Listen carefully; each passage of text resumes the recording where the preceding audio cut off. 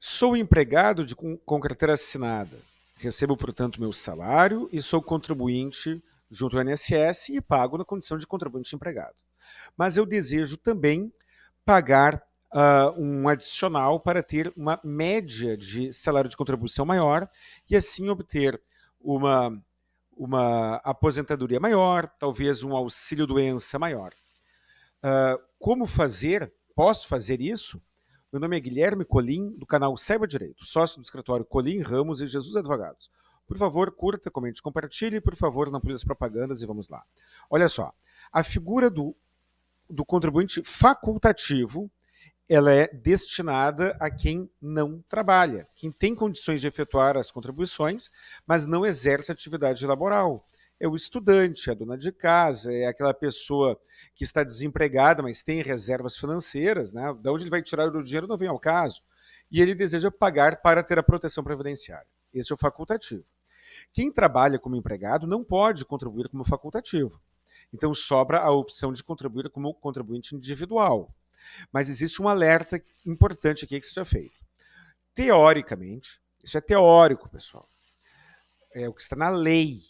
Isso é o texto legal. Não é possível, não é autorizado o pagamento de contribuição na condição de contribuinte individual sem a efetiva atividade, sem o desempenho da efetiva atividade remunerada. O contribuinte individual é o autônomo. Então, a pessoa trabalha como empregado, seja lá onde for, mas ele também tem alguma atividade como autônomo. Faz docinho para fora, costura, lava roupa, dirige Uber, corta grama, não interessa. Dá aula particular de alguma coisa, dá aula de dança, massoterapeuta, qualquer coisa.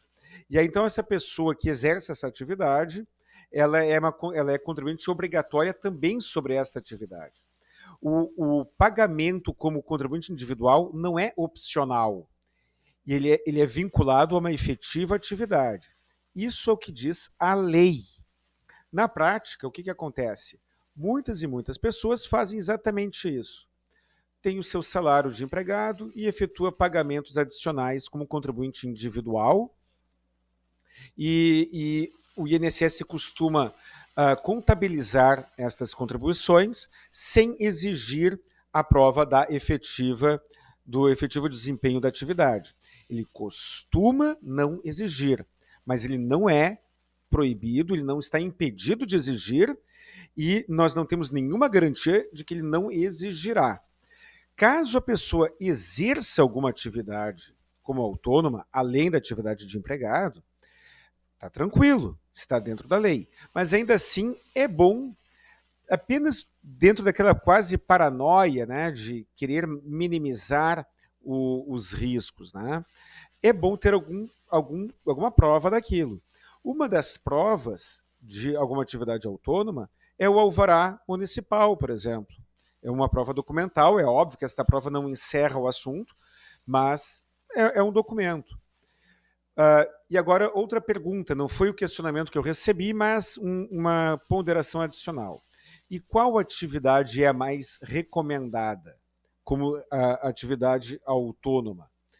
Se nós lembrarmos que a pessoa pode ficar incapaz para uma atividade, não ficar incapaz para outra, talvez seja interessante verificar qual é a atividade de empregado, quais são as habilidades físicas e mentais e tudo mais exigidas para aquela atividade de empregado, e então se tornar, né, um trabalhador autônomo, pagando as contribuições como contribuinte individual em alguma atividade que exija outras habilidades, outras capacidades. Isso permitirá, caso aconteça algum infortúnio, que o segurado receba o seu salário concomitantemente com algum auxílio-doença, por exemplo. Vamos imaginar, a pessoa, ele trabalha como empregado motorista. Ele é motorista de ônibus. Beleza. Mas ele também é cantor. Eu sempre uso o mesmo exemplo. Ele também é cantor. Canta em bares noturnos. Aí ele tem um problema nas cordas vocais. Ele poderá receber o benefício de auxílio-doença, pela sua atividade de cantor, porque ele está com problemas na garganta, sem parar de trabalhar como motorista. Vamos inverter, ele trabalha como motorista, empregado e cantor, e aí ele torce o pé. Aí então ele pode pedir o afastamento do trabalho pelos primeiros 15 dias por conta do empregador e depois ele pede lá o auxílio-doença, o benefício por incapacidade temporária, porque ele está incapaz de dirigir. Mas se ele já estiver pagando o INSS, fazendo contribuições como contribuinte individual, cantor, não terá nenhum problema ele seguir cantando mesmo com o pé quebrado, com o pé torcido, porque são atividades que exigem capacidades físicas diferentes. Então, ter duas atividades costuma aumentar a proteção do segurado. Porque quem tem duas atividades, caso entre, por exemplo, no limbo previdenciário na condição de empregado, seguirá tendo aquela segunda atividade ali. Usei o exemplo do cantor e do motorista porque são exemplos muito fáceis, mas existem uma série de outras situações. Existe a pessoa que trabalha como técnico de enfermagem em um hospital e trabalha como cuidador de idosos ou como técnico de enfermagem de maneira autônoma em ambiente doméstico, em ambiente residencial. Nesses casos, são duas atividades, uma como empregado e outra como autônomo, mas que exigem habilidades parecidas. Se nós imaginarmos a figura do professor, às vezes a pessoa está incapaz para dar aula em sala de aula, mas não está incapaz de dar aulas particulares. Então ela poderá, sem nenhum problema, receber o auxílio-doença por conta da sua atividade como professor de sala de aula, sem parar de dar aulas particulares. Pessoal, é um tema muito interessante este.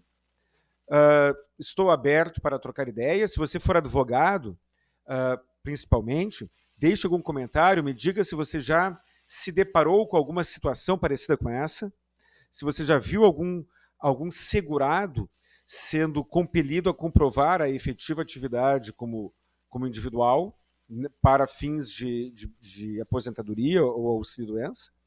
E se você for segurado e tiver apenas interesse sobre esse assunto, eu também estou à disposição para conversar e debatê-lo.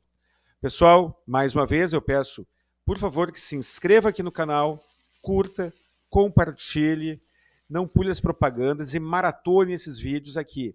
Isso fortalece o canal, isso faz com que o YouTube mande esses vídeos para mais pessoas e são informações que podem fazer muita diferença na vida de muitas pessoas. Muito bem?